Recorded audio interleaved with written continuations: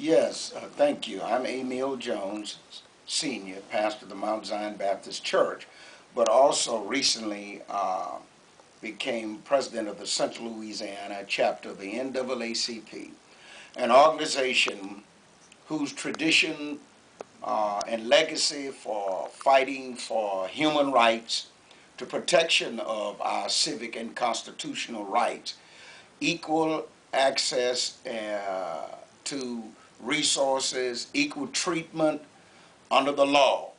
And it covers education, medicine, housing, economic development, and it covers the judiciary system as well. Well, I think there are several reasons as to why it has resurfaced here in central Louisiana, because we still have some soldiers who remember those days when the NAACP was one of the most effective tools they had in terms of making democracy work for everybody. Some of those people are still around, and it has been their hope and prayer that the NAACP here would resurface. Secondly, the old battles we used to fight have resurfaced, have redressed themselves under different names, different disguises, but it is still the same. There has been a resurfacing of racism. Discrimination is still alive and running many different patterns today.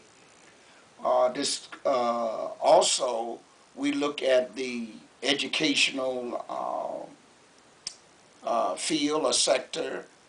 African American kids and other minorities falling drastically behind.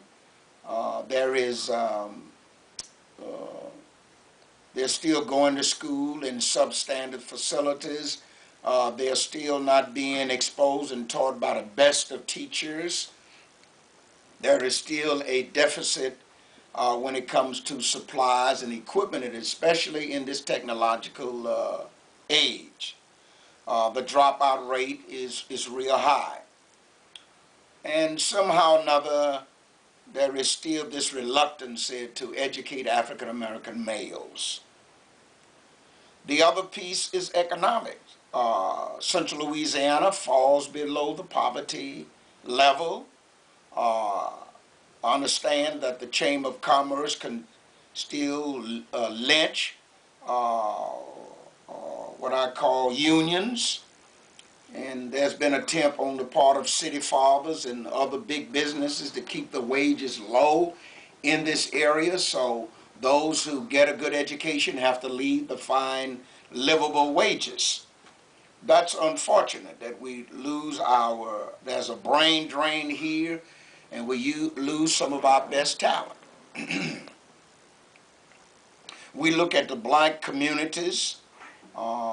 They have been left out of the budget.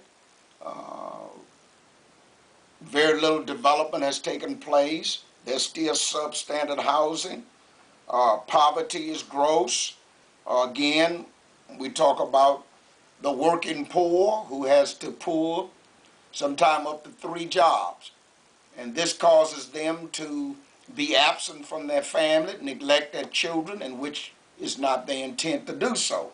But they're trying to keep bread and butter, clothes, and shelter available for their families. So the needs go on and on and on as to why the NAACP has resurfaced. Again, the NAACP has been an effective tool in fighting racism, discrimination, and injustices of every kind. We look at the judiciary system today and how blacks and other minorities are treated by judges and prosecutors. For the same crime, they get the longest sentences. In that, there are so many disparities in medicine, in law, in the judiciary system. So there is a need for an organization like the NAACP. So what can the NAACP do? Well, number one, the NAACP is out to see that people's civic and constitutional rights are protected. Secondly, it can lead voters' education and voters' registration drives.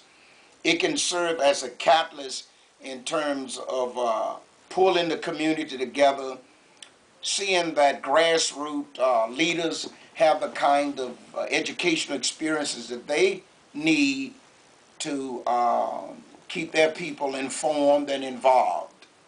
The NAACP also can be a powerful voice and an advocate for the voiceless and the poor, or what I might term, as the Bible, use a term from the Bible, the least of these, my brethren.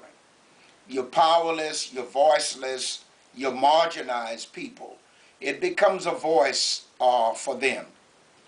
The NAACP can also pool